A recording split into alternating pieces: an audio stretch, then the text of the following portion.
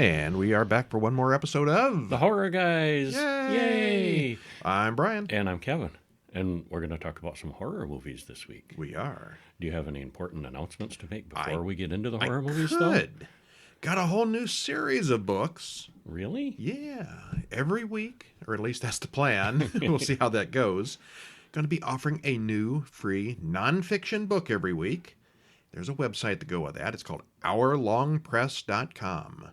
Very cool. Hour long because the books tend to be read in about an hour. About an hour or so. How long does it take to read them? Oh, about an hour long. Yeah, there you go. And if you go over to hourlongpress.com, there's a weekly newsletter, a lot like the horror bulletin that we already have. But this is just going to be an announcement for the new books that are out. We won't sell your name or spam you or anything. No, none of that stuff. It's just one email a month, and it's going to be about a free book you can have. Did I say free? Yes. All of these books are free if you're on the email list. You get emailed. There's a link there. You can click on them. They'll be free for a limited time, 4 or 5 days. But if you're on the list, you'll be notified them in plenty of time to get them. And they're free with a capital F and a capital R and a couple of E's. Woo! Free. Yay! Now, this series is going to be generally all kinds of different nonfiction things, not just horror-related things. But I will tell you right now, the first 6 or 10, I'm not completely decided yet, will all be about the iconic legends of horror. Start with what you know. That's right. The very first one is Vincent Price, the biography, which is available absolutely free right now from Amazon.com. And this is the story of a poor, destitute young boy that started out from nothing and worked his way to the... No? Vincent Price was about the luckiest horror actor in the group. He was born to a rich family. He had Mr. Silver Spoons. Yeah, his path was... Not a spike. It was more of a level, started out at good, the top and kept stayed going there. good. Yeah.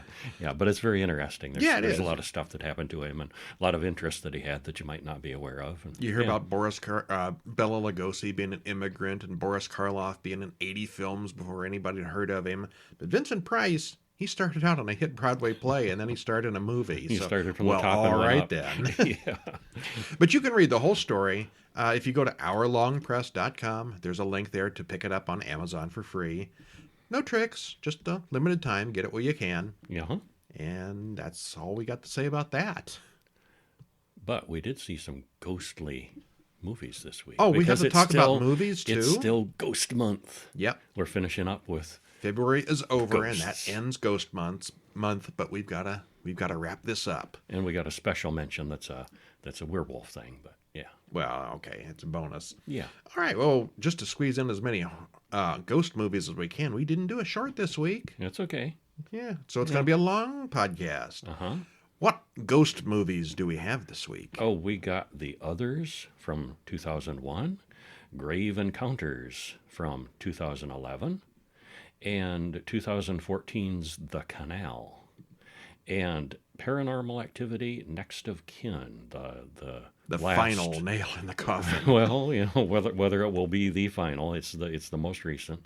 That was from 2021, and also a couple of bonus films that we're not going to fully discuss is Paranormal Activity: Tokyo Night, which was 2010, and that one is like a parallel. It's still in the same universe, but it's set in Tokyo. Doesn't involve any of the previous people at all. So it's a Japanese film in Japanese with subtitles. And it's Paranormal Activity in name. But that was a decent one. And also a science fiction-y kind of ghosts in the desert, not sure what's going on, found footage kind of film, The Objective from 2008. Yeah. And you also forgot to mention 1990's Ghost. Oh, right. Patrick Swayze would not approve of your skipping his movie. That's right.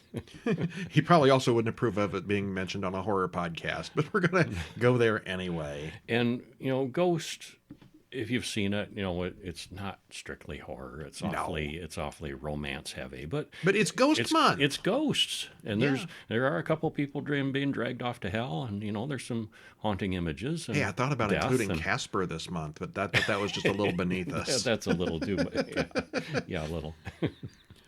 All right, but we are going to start off with The Others from 2001, written and directed by Alejandro Amenabar, stars Nicole Kidman, Fionnuala Flanagan, Christopher Eccleston, and Alakina Mann. Hour and 44 minutes. It's a little bit of a long one.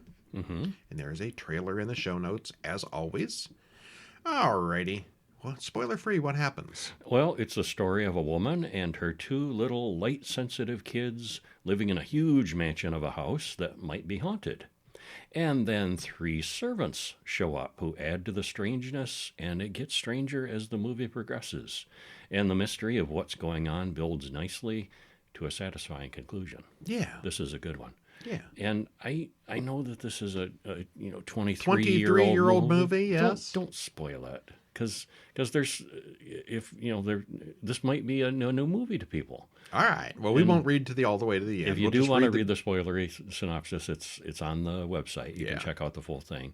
But I feel strongly that it shouldn't be spoiled fully here. Because if you haven't seen it, see it cold. As cold as you can going in. Because, yeah. Okay, most of these movies this week are old, and we will spoil them to death. This one, we'll just go a little bit of the ways in and stop. Yeah. Less reading, anyhow. I feel strongly about that for this one. You want to read it? No, go ahead. Well, just start us out. Yeah. We start in 1945. It's a war movie. As Grace wakes up screaming. It's just after the war, the very tippy end of it. Is it after? I they're, think they're not exactly, at one point, the guy says he had to go back to the war. He has to go back to the war, yeah. Which could mean a number of things, but yeah. It's a little unclear. Okay. And she does mention at one point, and I think maybe we have this, never mind. The Germans keep knocking out the power, so they gave up. And just, that's why the mansion has no power. Yeah. Yeah. Well, okay, so she's there, and suddenly 3 old people come to the door, and they say they're responding to Grace's ad for needing servants. Yeah, there's a little bit of getting to know her and the kids first. A little bit. Yeah. Not much. Oh, actually, no, we don't see the kids before with the servants, do we? No, I think the servants are right there. That is pretty much she brings them in and draws the curtains and emphasizes how they're light sensitive and, can't we'll be get exposed. to that. Yeah. They are Mr. Tuttle, Mrs. Mills, and Lydia, a mute. The previous servants just sort of vanished last week with no notice. They all just walked off the job. Grace explains that it's just her and the kids, as her husband is off to war. Grace says that she has migraines, so they don't have radio, TV, or even electricity in the house. She likes her silence. Well, the Germans kept knocking out the power, so they just learned to do without. And I don't know that they specifically tell us, but this is in occupied France. Uh-huh. So yeah, the Germans have been attacking. I'm like, she's British. They never did that. Okay, they're in France. Yeah, but they're not in England. Yeah. Uh-huh.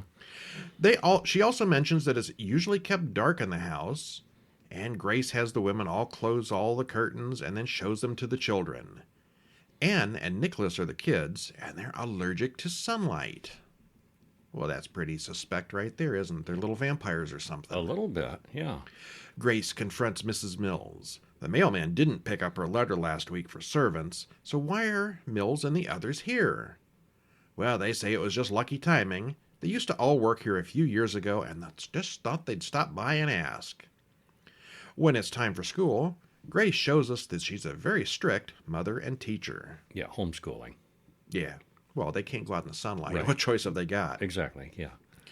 Grace hears a child crying, but it's not one of hers. Anne says it's that boy, Victor. He doesn't like this house, but he has to live here.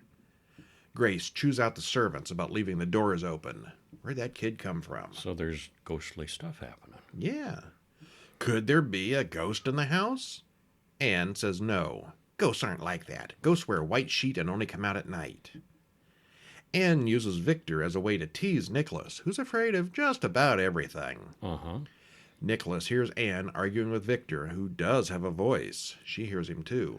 Or, that one scene, though, I thought kind of left that up in the air because the little girl had her back to him. Mm-hmm. She could have been messing with him. Oh, yeah. Doing 2 voices.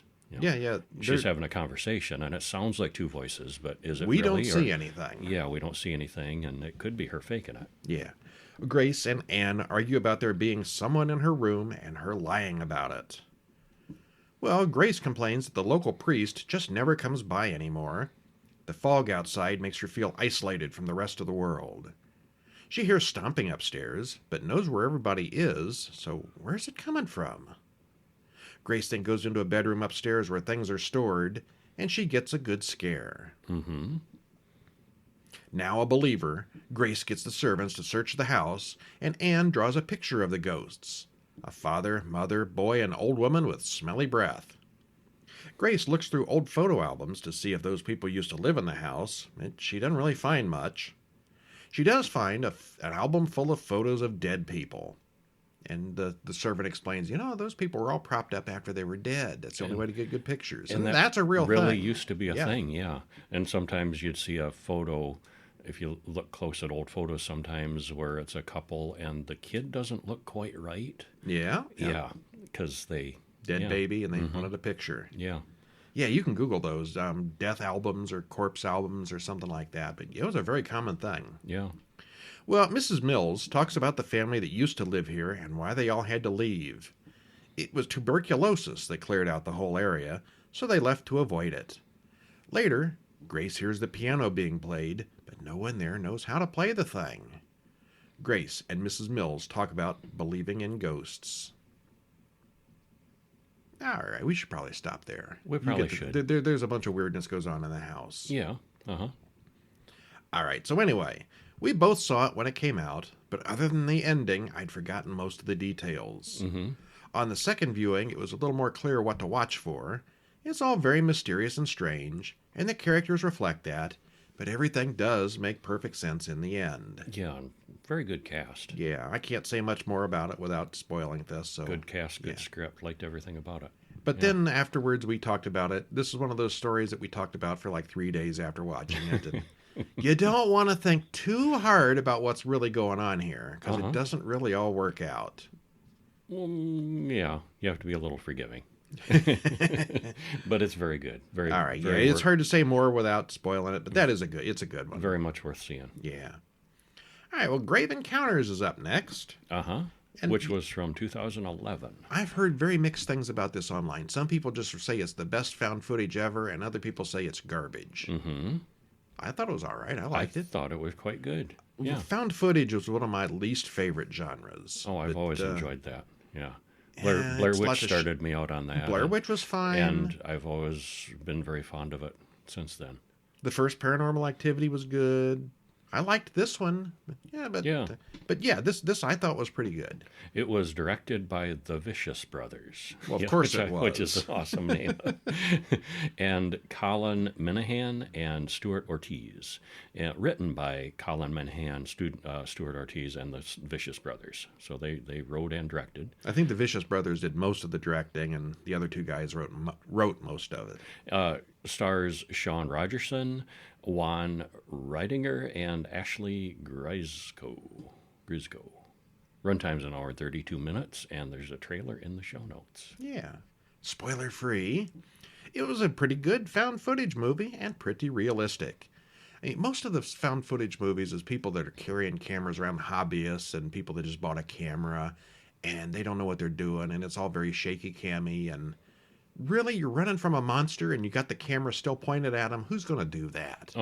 But this is a professional film crew doing a reality show, and I think it was much better done. I thought so, too. Yeah. But we know all right from the beginning that things are going to go badly for these folks, and it's entertaining to watch it get worse and worse for them. And we both give it a thumbs up. Yeah, it's one of those where they spoil it at the beginning that, this is the footage we found, and they, this is the terrible things that happen to these people. Now watch our footage. Let's watch them all die. Yeah. Well, what happens? Well, we open on Jerry, who runs a production company for reality shows, and he talks about a new one called Grave Encounters, where paranormal investigators go to supposedly haunted places to investigate. And we watch the show's opening, starring Lance Preston and his team of investigators. And it was all going great until episode 6. And then what we are about to see has been assembled from the crew's real footage, found after the fact, apparently. That doesn't sound good. Well, Lance comes out and introduces the Collingwood Psychiatric Hospital. He tells us about the many mentally ill patients and its closure in 1963. He interviews Morgan, a local historian who explains the history of the place. And it was cool because they this was them filming it, and it's like the raw, unedited footage. So they Cars have, drive around in the background, and yeah, he talks about, I'm not doing that again. yeah, and they talk. The local historian guy, before they're officially filming him, he's like, "Well, I don't know. Do I look at you or look at the camera, or Yeah. And then the real footage starts, or what would have been the real footage. And I thought one of the little details was when they're interviewing these non-professional, they're like, Yeah, you could and tell then, the difference. yeah, Yeah, these people have never been in front of a camera before, and they sound like it. yeah, yeah. They I'm really, sure it was part of the act. I'm sure they're yeah. all really actors, but Yeah, they acted like did a nice job non-actors. with it. Yeah. Dr. Arthur Friedkin was the doctor in charge, and he did a lot of experimental brain surgery and lobotomies. 6 patients broke out of the room and killed him. That pretty much ended the business. Sounds like a horror story right there. Yeah. Well, they go inside and talk to Kenny, the old caretaker. Kenny shows them a room where a patient spent years writing on the walls. There are demons in the walls, says the writing, along with a lot of other things. It's like crazy walls. Well, the various buildings of the campus are connected with underground service tunnels. Lance pays the gardener to make up a story about seeing ghosts. So much for reality TV. Yeah. Houston Gray, a psychic medium, comes to participate in the show. He's a fake, too. Technician Matt sets up night vision cameras in various places in the building. Night falls, and they have Kenny lock them all up inside for the night. What were they thinking that was a good idea? Well, the various characters walk around calling out for the ghost to appear, and nothing happens at first. So they laugh, give up, break for a late lunch break. Lance wants to do one more walkthrough and get some B-roll footage. TC runs into a door and a wheelchair that seems to move on their own. Could it be kids in the building with them? Sasha wonders if it could be something real, and she's soon convinced. And most of the crew want to bug out immediately, but they can't leave because the door is locked. Well, Matt goes off alone to pick up the static cams, and he doesn't come back. So the others go looking for him. Something pushes TC down the steps. They all call Kenny to let them out early, but Lance can't get a signal. None of them can. They did earlier. Yeah. Well, they break down the front door to leave, and through the front door is another hallway, and outside the exit is another hallway. So dark forces are conspiring against them here. Lance mentions that it's still night outside, but it's 8:30 in the morning. Why hasn't the sun come up? Well, they all take a nap because now it's 8 p.m., and maybe not. Well, the food they all brought is rotten. This is not looking good. Like a whole lot of time has passed, or time is not working right. They all keep looking for a way out, but the building keeps changing like a maze. They eventually run into a girl dressed like a patient. She turns around and she's some kind of demonic ghost, which freaks everyone out. Houston gets separated from the others, and something invisible attacks him in the hallway. Lance, Sasha, and TC all wake up wearing patient ID bracelets. They're now part of the house. Yeah, and they do eventually find Matt, but he's very confused and wearing a patient gown, and kind of get the impression that a lot of time passed for him. And he's, kind of a little bonkers now. We can all leave as soon as we're better, he says. Apparently he's been a patient for a while now. Well, a ghost makes TC vanish in a tub of blood, which is a cool effect. That was a cool scene. He falls into the tub, they spill out the tub, and there's nothing left. Empty, yeah. Lance pries open an elevator door to climb down into the tunnels in the basement, thinking they can get to another building or something. Matt jumps to his death down the shaft. Lance and Sasha walk through the subterranean tunnels that connect the buildings. She starts vomiting blood, and she had complained about having a fever earlier. Well, they walk all day, and they never seem to get anywhere. Fog rolls in, and when it fades, Sasha is gone, leaving Lance alone in the dark tunnel. Well, Lance eats a rat. Raw. Yeah, and takes a nap. He eventually finds Dr. Friedkin's lab, where he used to do his surgeries, and we see that he did a lot more than lobotomies. The doctor's ghost lobotomizes Lance. Oh, happy ending then. Yeah. All right, well, the whole reality TV angle here is actually pretty good. Several of the people Lance interviews do the ums and the ahs and act like they've never been on camera before, which is more realistic than a lot of other found footage films. These people are supposed to be professionals shooting a TV show, but they all swear every other word. Now, I'm not the language police, but it seems unrealistic as it would just take a ton of editing and bleeping to make it appropriate for TV. Yeah, it's like, I mean, once the bad stuff starts happening, that makes sense. Then it's understandable. But early on, they're like, just talking about the place. Yeah, it just seems overly done. A lot of editing. They supposedly were in the asylum for many, many days, but everyone's batteries kept on going. They all had batteries in their cameras. Well, that's the thing. The time distortion, time dilation was inconsistent and weird. It was, some things seemed to be going faster and some did not. Yeah. Also, there's plenty of junk, old medical equipment and tables and things that they could have tried to pry open the bars on the windows, but they never made a serious attempt at that. I mean, at one point they did open the front door, and there's just more hallways beyond it, but they never tried the windows. Not very hard, no. Oh, well. Yeah. We did like it. It was good. It is a good one. Very creative for a found footage. Would recommend, yeah. Yeah. All right, so, hey, it's a book. Comic book. What's this about? This is one of your things. You're the comic guy. Graphic novel. This was called Lycan, Solomon's Odyssey, and it's a werewolf comic book, graphic novel. The thing is that this is where the first werewolf started. It takes place thousands of years ago when people were tribal and a little more primitive, and it was cool. I liked it. Want me to just read my review? Do the thing, yeah. Because I wrote up a review. Written by Dennis Robinson with artist Sal Donaire, colorist Ezequiel Dominguez, and letterer Joel Saavedra. And there's a chapter 1 and a chapter 2, two separate books.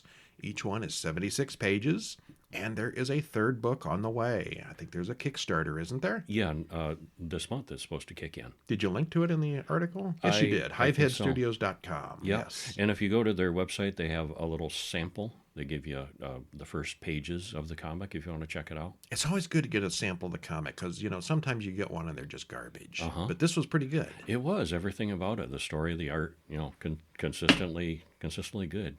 All right. Well, if you had written a review, what would it say? It would say, Hive Mind Studios has brought... Hivehead, yes.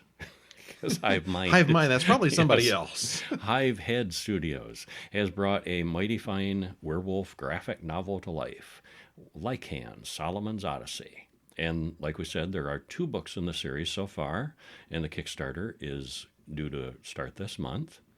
So, have you ever wondered where werewolves came from and who the first one was? This story provides some of the answers.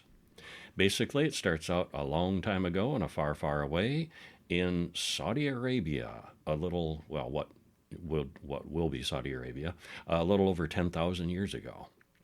When his village is threatened by a group of thugs who are killing and pillaging, Solomon must take extreme measures to protect the ones he loves.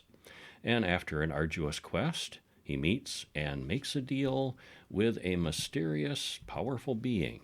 He's granted great strength, healing abilities, and speed, and everything is great at first. He uses his new abilities to help out his village and keep them safe and help people out when they get injured. And then there's a full moon. And he finds out the deal wasn't without some serious strings attached. So, what does an immortal, practically indestructible, cursed guy do from there? You got to read the books to find out. They are full of strange and dreadful things that Solomon encounters, brutal fights, and magical beings. Both book one and 2 have a nice balance of ending with a soft wrap up. Kind of still leaves you wanting for more, openings for more. If you read just one, you're okay?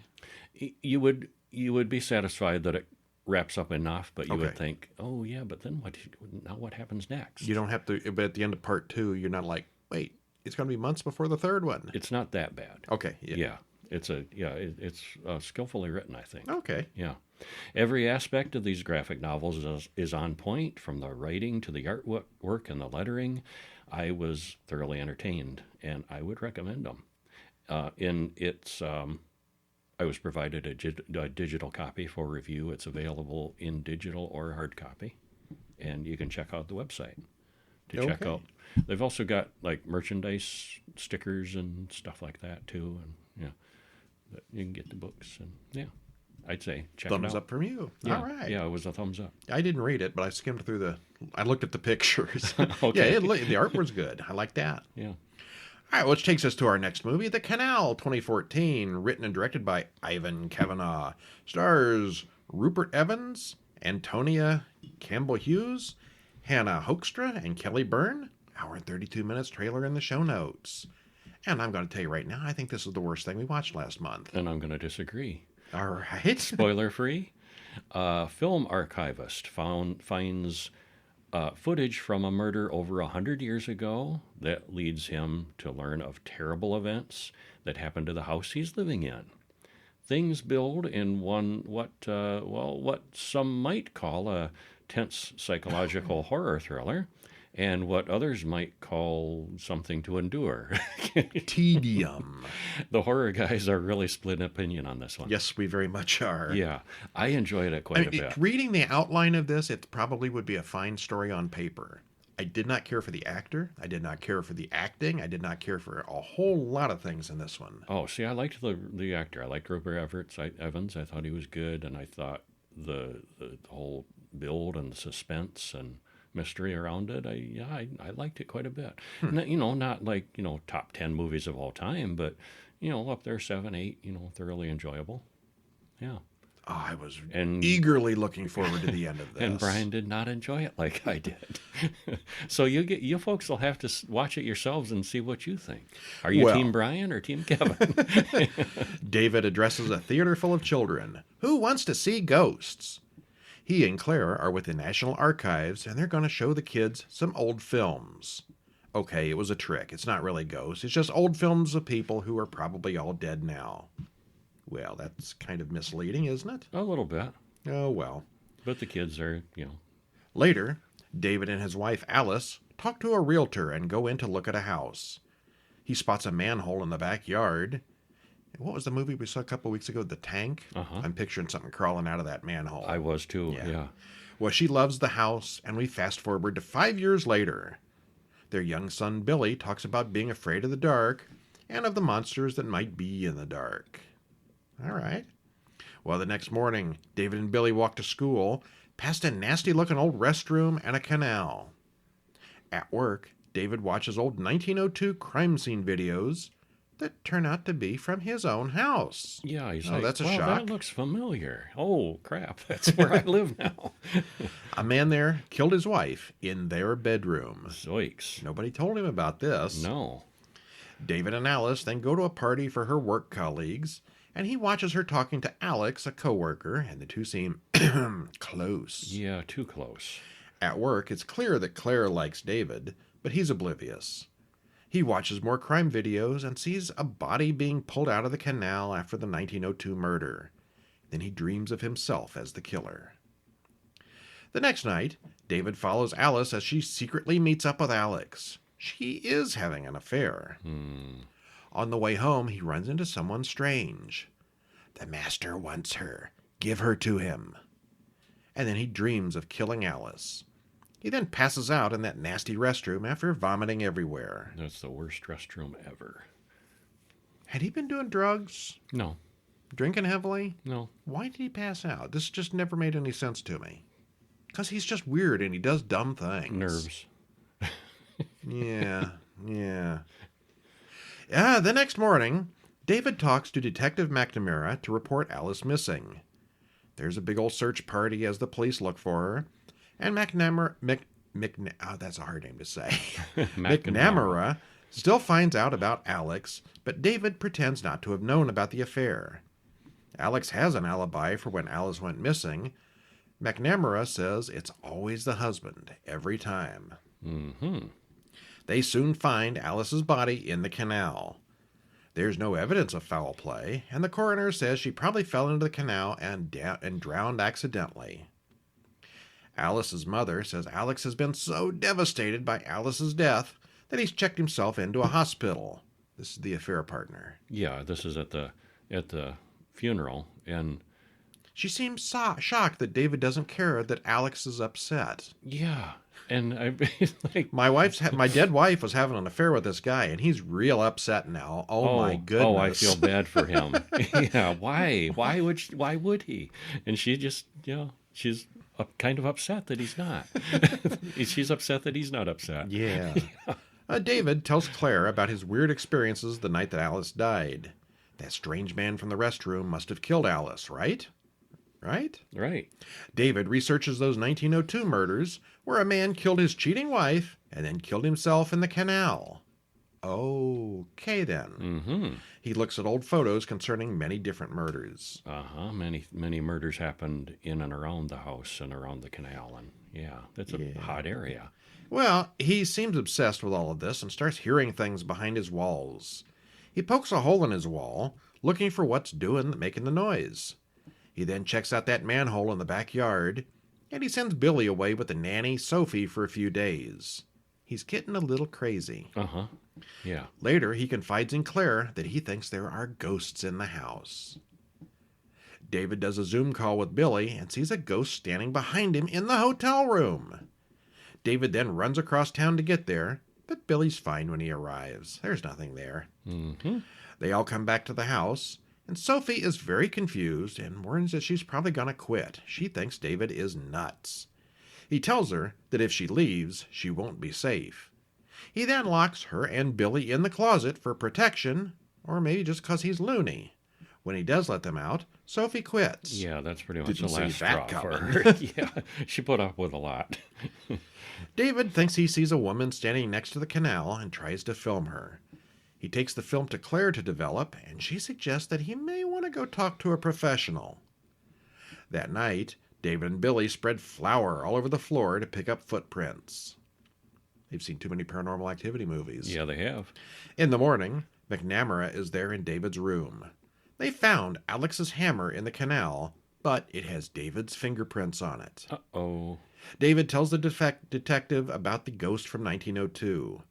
McNamara laughs and asks the government to take Billy away. They decide to wait for a psychiatrist's opinion, but David refuses to see one. He then goes down into the manhole one night and wanders through the tunnels, which lead out to the canal. He thinks that 1902 guy would kill babies and throw them in the canal. All right, this just keeps escalating. Yeah, it does. Claire brings him that developed film and wants to know whether or not David killed Alice, but he won't say that he didn't.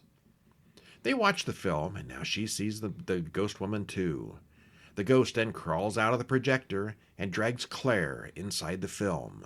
Through the wall. There's a hole in the wall there, too. She breaks out of the screen. Yeah, it's very cool. Like The Ring. Yeah, sorta. it reminded me of that. Yeah. McNamara is waiting outside, where David only says, "I didn't do it. Wasn't me." Yeah, sure. David and Billy run through the sewers under the house. David then does remember killing Claire himself. He also remembers killing Alice. Down in the sewer, he watches a demonic version of Alice giving birth to a baby. He and Billy then fall into the canal, but he releases Billy when the ghost dragged David down to his death. Billy and Grandma later on stop at the house to pick up Billy's toys before they clear out the rest of the house's stuff. Billy then hears David's voice talking to him from a crack in the wall. "Do you want to stay with us forever?" So on the way home, little Billy opens up the car door, jumps out to his death. Okay then. Yeah, just a happy ending in this, isn't there? And the realtor gets a glimpse of Billy upstairs before he closes the door. Happy ending? Happy ending. Well, it starts out as one of those is he crazy or is it real kind of stories, but it's clear that David's not quite right in the head from the beginning. He's just out of it from the get-go. And this is what I didn't like. Oh. There was that movie last year with that painter who goes crazy as the movie, but he was like a crackhead from the beginning. He was already weird. Oh, he wasn't a crackhead, but he was weird. He looked like it. This guy, he just looks dazed, confused, and half crazy in the beginning. So, yeah, he probably is just crazy. No, that just made him susceptible. Yeah. Or did it? It's tedious, to say the least. Nuh-uh. It's all just David hallucinating things. Nuh-uh. There are some good visuals and a few creepy moments, But overall, it's just David probably imagining things. Nuh-uh. If there had been some reason to believe that the ghosts were real, this might have been better. But the film really goes out of its way to make David seem genuinely unhinged. Yeah, I think if there had been something in there that, like, oh, the ghosts are real, but they never show anything that makes us think those ghosts are real. they're only acting through him. Yeah, I believe that. Okay. The final 10 minutes were pretty good, but the rest of the film was a cliched slog. Nuh-uh. This may well go into my worst of the year. Well, this isn't this year's movie, but this is easily the worst thing I have seen this calendar year. Huh. Okay. I liked it. Okay. I liked it. You should all go see it. Tedious. Nuh-uh. Paranormal Activity, Next of Kin from 2021. Okay, before we get into this one, over at horrorbulletin.com, where we do our bonus things, we also do 2010 Paranormal Activity Tokyo Night, which happened in 2010, so that was long before this one. Well, but it's kind of a side quest. And this was almost, that one and this one made me think they were trying to make the series more of an anthology. It's the Halloween 3 of Paranormal Activity. What they tried to do or had in mind with Halloween 3, where it was going to be Halloween themed, different. There is a quick link, I think a video or a website or something that ties us to the other ones. Barely. But it's completely unrelated. And the Tokyo Nights, I think there's a quick reference that barely ties it to the others. Yeah, it's like both of these movies put in one 20-second scene to connect them. They could totally be standalone movies of their own. Now, the Tokyo one, it's got the found footage, it's got the cameras and security stuff. It looks like a Paranormal Activity film. This one a lot This less. is unrelated entirely. This could be called almost anything else. There's a lot of found footage, but there's also plenty of footage that's not found. That's whatever you call it, standard camera footage. There's some camera stuff, standard the cameras movie. are not the focus. Right, not as much. Actually, I kind of liked it, but I thought it was really weird that it was fit in this series because it's not a Paranormal Activity film. I think it's the really director not. thought that too. He wasn't pleased with the final product. And overall, if they called it about anything else, I would give it a much higher rating. Directed by William Eubank, written by Christopher Landon and Oren Peli. Stars Emily Bader, Roland Buck III, Dan Lippert, and J. Ayers Brown. Hour and 38 minutes. Spoiler free. what happens? This was so unconnected to the other Paranormal Activity movies that it could have been a completely standalone movie. We already said that. Yeah. It's still some found footage, some, with lots of things happening in the dark. It's not too bad as we figure out more and more of what's going on as things get worse and worse. It's actually more entertaining than some of the previous sequels that were directly connected to the first movie. Definitely. I would definitely call this better than 3 and 4. And Yeah, so would I. what was that other? Oh, the Ghost Dimension. Yeah. Which is clearly the worst of the bunch. Yeah, I thought so. Yeah. Okay, so yeah, I would recommend this, just not necessarily for major fans of the Paranormal Activity. Here's a little spoiler. He's not even a ghost. Well, what happens? Actually, technically, the Paranormal Activity movies were a demon. That wasn't really a ghost either. This is a little more demonic than the other ones, though. Yes, it is. is. Less ghostly, Clearly, more demon-y. Clearly more demonic, yeah. Margot is waiting to meet her first biological relative, Samuel. She got Chris there recording everything for a documentary. And they talk about him leaving the community. Samuel and his family are Amish, and he's out on his break. They call it something else. But No, they say Amish. Yeah, no, a break. There's there's an Amish term. When they hit a it. certain age, they go out to the real world for a few months and get drunk and have sex. Experience the real world and come back if they want to, or not. Well, she has footage of her mother abandoning her at a hospital, and that's about all she's got. And she traced it back and figured out that her mom was from this Amish family, so she wants to meet her folks. Margot, Chris, and Dale, they all fly out to Amish country with Samuel and drive past horses and buggies through farm territory as it snows heavily. There's no phone service, so they couldn't phone ahead and tell her family that she's coming. Wait, the Amish don't have cell phone service? They don't, or landlines, yeah. This doesn't go over so well at first, and they all wind up at a hotel for the night. Yeah, he's like, you didn't tell us you were coming. Get the hell out. Yeah, yeah. Well, they wait in the car, and Samuel goes and approaches the patriarch, and you can see the conversation through the car windows, and it goes poorly. So they end up at a hotel.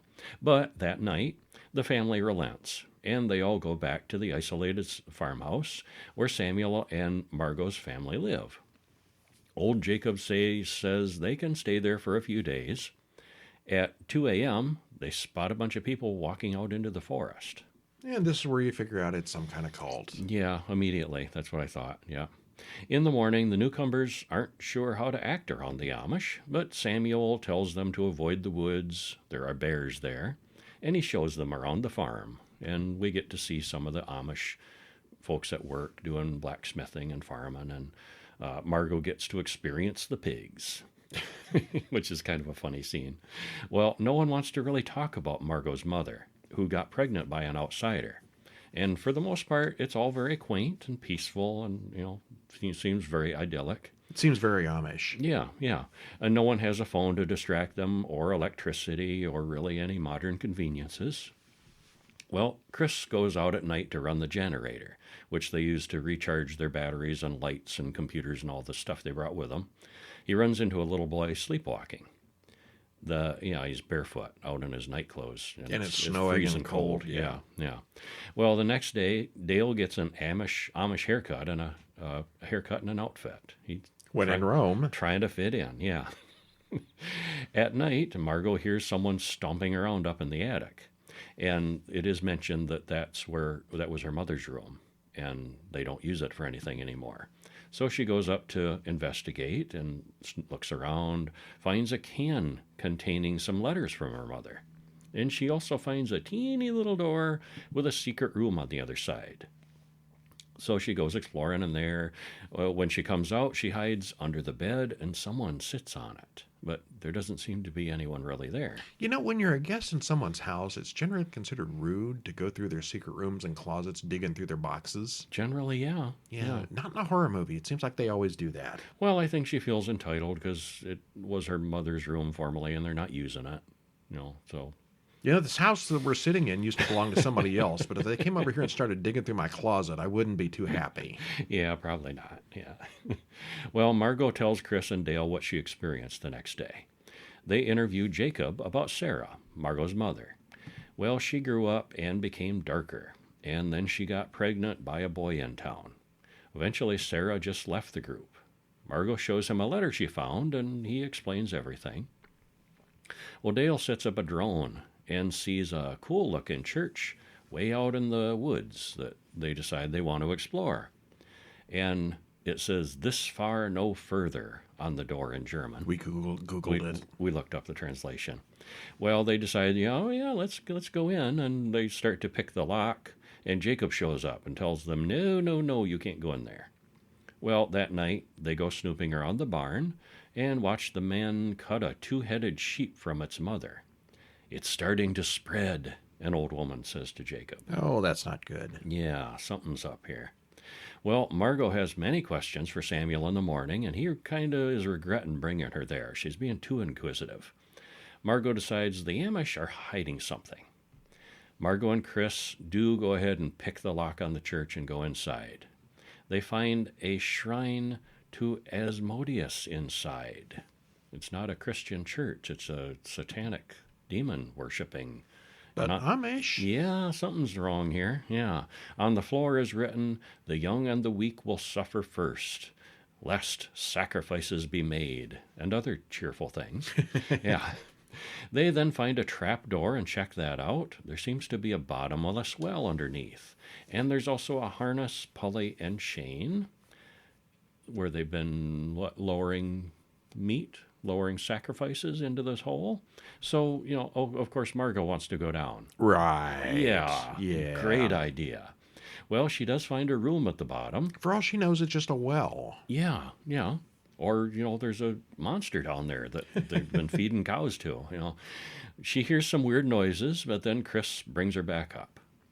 Margot goes into Jacob's room and finds a whole computer set up there in his little alcove. Okay, now here's something I was. Where did they get the electricity or the internet cable or whatever? They didn't explain that. Yeah. Yeah, because the house is there's no power lines. There's no nothing. I mean, it could be satellite internet or something, but they still got a power. That's a lot of machines that he had there. Yeah. Well, it's full of information about her on the computer and Of stuff. course, he didn't log off after doing his web surfing. Yeah, She comes to the conclusion that Samuel left the community specifically to lure her here. She wants to leave, but the battery on the van is dead, so they're stuck. That night, Margot wakes up in the middle of the night to hear stomping coming from the room above again. Dale and Chris won't wake up. Something grabs her from behind. Well, in the morning, Margot is in a daze and she's covered in blood. Jacob just says, it's an unusually severe menstrual cycle. Chris and Dale flag down a mail truck for a ride into town. And they strike up conversation, where you been, where you going, and so forth. And the mail guy says, well, Jacob's group aren't Amish. Everybody knows that. Why would they be pretending to be Amish? And Margot was out of it, so she didn't tell them about all the electronics and stuff that she found in Jacob's room. They don't know this yet. At the car parts store, they look up Asmodeus and come to the conclusion that Jacob's group are devil worshippers, or at least worshiping a demon. And the demon is trapped inside women's bodies, according to the description. Well, when the two men return to the farm, Margot's nowhere to be found. They hear the church bell ringing, run through the woods to get there. And they hear Margot down in the hole screaming. Jacob tells them her body is the only thing that can hold the demon. If you set it free, it'll kill every one of us. And they don't listen to him. They smack him and knock him down into the pit. Uh-oh. Yeah. Chris uses the winch to go down himself. And Chris finds an old woman doing some kind of ritual over Margot. Some kind of monster gets the old woman and chases them through the tunnels. Dale pulls Margot back up the chute, and then it's Chris's turn, and the monster starts crawling up behind him. So the three men, the three of them, the 2 men, 1 woman, run out through the snowstorm. The creature kills Dale. Chris and Margot hide in the barn, and there's a great deal of hide and seek as the creature chases them. And of course, they're in this barn being chased by the monster, playing hide and seek, and the cameraman's still carrying his camera around, focusing on, Yeah. He's dedicated. Yeah. It eventually kills Chris as well. Margot calls the creature Sarah. Yes, that's what's left of her mother. And you get a moment where it looks like it might recognize her and realize who she is. And but then she comes after Margot again. So Margot kicks it through a hole in the floor, where it lands on equipment that kills it dead. And Chris isn't dead yet. He's just wounded. So they run to the van, and then they remember that Dale has the keys. So they go back out to Dale's body, and there is mayhem going on the farm as Asmodeus does in fact kill them all as promised. He told you so. Yeah, he's busted loose now because they killed Sarah, was apparently the host body, and now it's free. Yeah. Well, everyone is going crazy, killing themselves and each other. They get the keys and go back to the van, running over several maniacal people on the way to the road. And the police arrive at the farm sometime later, find a bunch of bodies. They find Samuel, who makes the cops shoot each other with his mind control. Apparently, Asmodeus found a new host body. Yes. Yeah. Samuel then takes the police car and drives away. All right. That was pretty good. Yeah, it was. Yeah. It was filmed during COVID, as everyone's wearing masks and talking about getting tested, at least until they get to the Amish country. I guess COVID didn't affect the Amish much. They don't get out much. Yeah, no, they don't. Yeah. Do they really sell Amish-style dresses at Walmart? She said she bought it at Walmart, and I bet they do in those areas. I was just going to say, yeah, because Margot asked her, did you make that yourself? And the girl's like, I bought it at Walmart. But, that would make perfect sense in an area where there's tons of Amish. They shop. Yeah, they're allowed to buy things at the store. Stuff, Yeah, that would make perfect sense. I bet they do. Well, many horror films require a suspension of disbelief, but this one kind of takes the cake. You go into a prohibited church, push the altar out of the way, then lower yourself into a dark, bottomless pit using ancient pulleys and rope. What could go wrong? Yeah, exactly. Even leaving the supernatural out of it, it looks super dangerous. Uh-huh. And really, this has nothing to do with the other Paranormal Activity films. There's no security camera shots, no subtle did it move or not kind of scenes. And other than just a very brief thing, there's no reference to previous films. It could have been named just about anything else. Asmodeus' Night at the Party. There you go. There you go. Uh-huh. And it might have been better if it had been named something else. People wouldn't be expecting the usual stuff. Mm-hmm. There actually aren't even ghosts here, since Asmodeus is some kind of demonic monster. It's not bad, but it's absolutely got nothing to do with the rest of the series. But I did like it. Yeah, I did too. Yeah, I thought it was worth watch. What's next? Ghost, which was a 1990, I guess you can consider it a classic now. Scary. No, not so much. There's a few chilling moments, but mostly it's not very scary. Directed by Jerry Zucker. Written by Bruce Joel Rubin. Stars Patrick Swayze, Demi Moore, Tony Goldwyn, and Whoopi Goldberg. 2 hours and 7 minutes. This is a long one. And it didn't seem long, I didn't think. Even seeing it again. It's very well paced. Yeah, they do a nice job with it. Everything about it's nice. The script, the cast, There's a trailer in the show notes. There is. Yeah. Spoiler free. Spoiler free, I'll tell you. Well, this was definitely more of a romance and drama. With some comedy. Yeah, for sure. But it's got plenty of ghosts and some grim, disturbing moments. But mostly it is a bittersweet romance. It was an award winner at the time, and it still holds up pretty well today. It's long, but very entertaining. Got a great script and cast. We still liked it.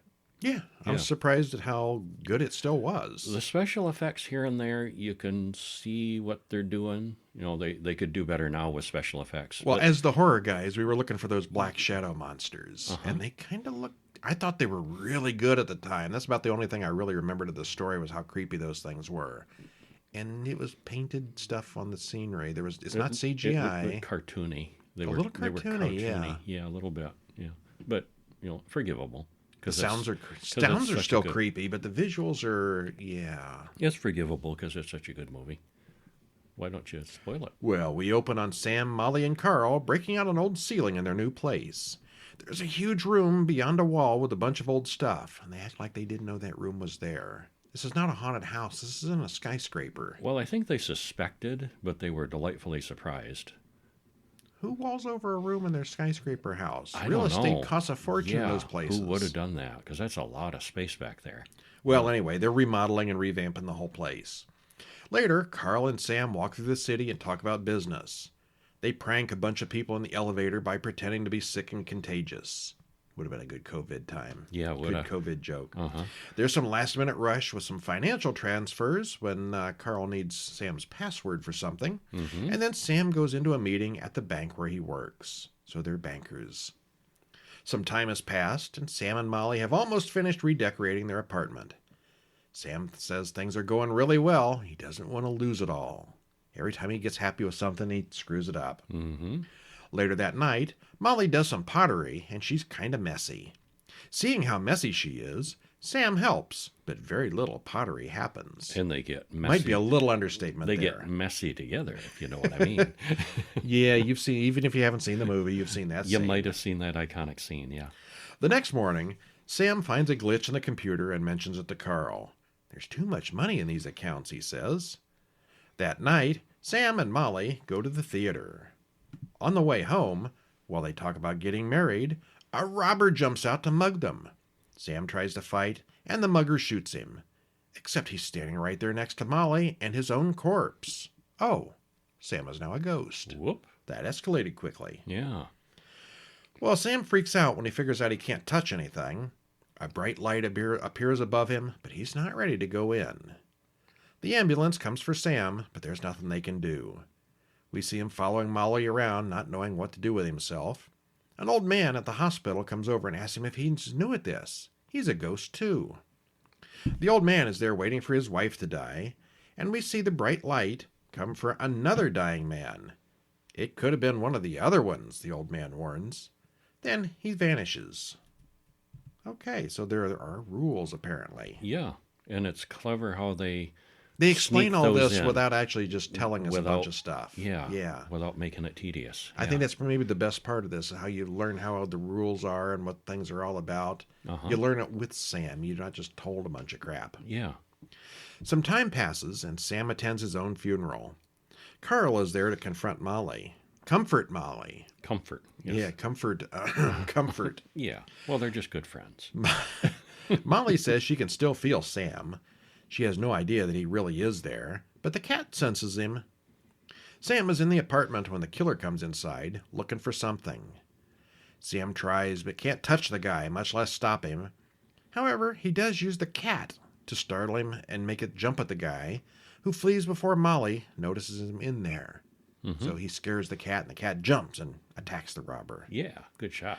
Sam follows the bad guy when he leaves the subway.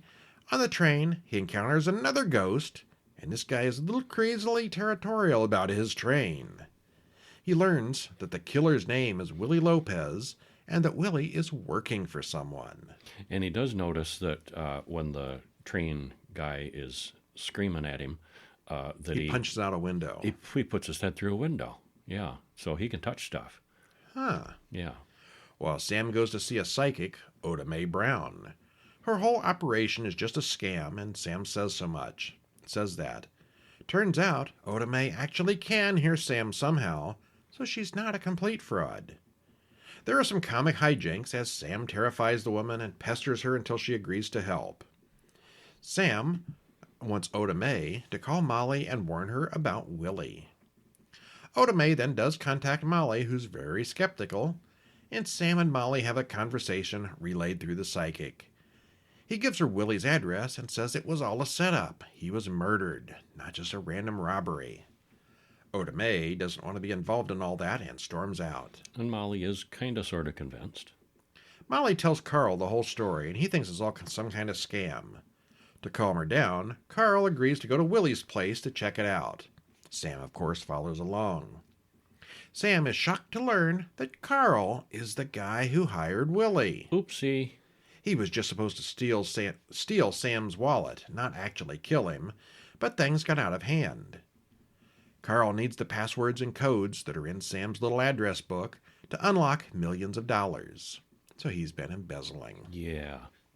Carl's in deep trouble with the bad guys who are going to kill him if he doesn't come through with the money.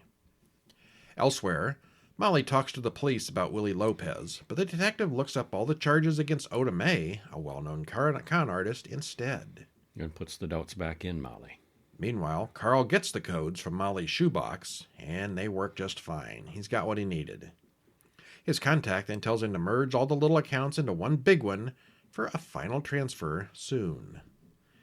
Sam manages to overhear what's going on and sees the fake name that Carl is putting all the money under.